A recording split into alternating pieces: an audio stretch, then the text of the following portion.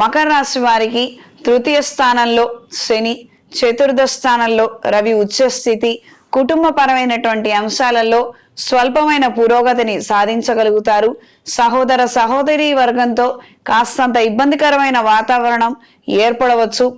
మాట ఇచ్చే ముందర 10 సార్లు ఆలోచించి గాని ఇవ్వవద్దు. మీకు శక్తికి మించినటువంటి అంశాలను మీరు తలకెత్తుకోవద్దు.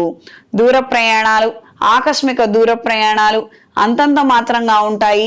చికాకు పడడము లేదా అనుకున్న సమయానికి పనులు కాకపోవడము, వాహన సంబంధమైనటువంటి రిపేర్లు రావడము, ధనం ఖర్చయ్యే విధంగా పరిస్థితుల్లో మార్పులు ఏర్పడతాయి. దైవ ఆధ్యాత్మిక పరమైనటువంటి అంశాలలో పురోగతిని సాధించగలుగుతారు. రియల్ ఎస్టేట్ వ్యాపారంలో ఉన్న వారికి కాస్తంత ఇబ్బంది పడే విధంగా, సతమతమయ్యే విధంగా పరిస్థితుల్లో మార్పులు ఏర్పడవచ్చు.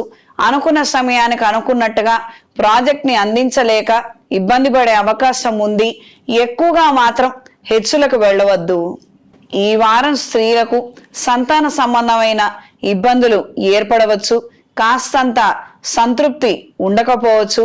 వాళ్ళ వ్యక్తిగత అభివృద్ధి రీత్యా కావచ్చు, వాళ్ళు తీసుకునే నిర్ణయాలు కావచ్చు, కాస్తంత మీ అభిష్టానికి విరుద్ధంగా ఉండవచ్చు.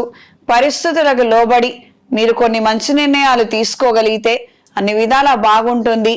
ఏది మంచో చెడో మీకు బాగా తెలుసు. ఇది గ్రహించి మెలగండి. వాళ్ళేదో చెప్పారని, వాళ్ళేదో బాధపడతారని మాత్రం మీరెట్టి పరిస్థితిలో మీ నిర్ణయాలను తెలియజేయొద్దు. వాళ్ళు తీసుకొచ్చినటువంటి నిర్ణయాలకి ఆమోద ముద్ర వేయొద్దు. దూర ప్రయాణాలు అంతంత మాత్రంగా ఉంటాయి. శుభకార్యాల నిమిత్తం ధనం ఎక్కువగా ఖర్చు అయ్యే అవకాశం ఉంటుంది. విద్యార్థులకు కాలం అనుకూలంగా ఉంటుంది.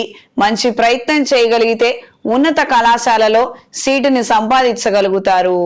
ఈ వారం మకర రాశి వారికి కలిసొచ్చే రంగు గోధుమ రంగు, కలిసొచ్చే దిక్కు తూర్పు, కలిసొచ్చే సంఖ్య 2.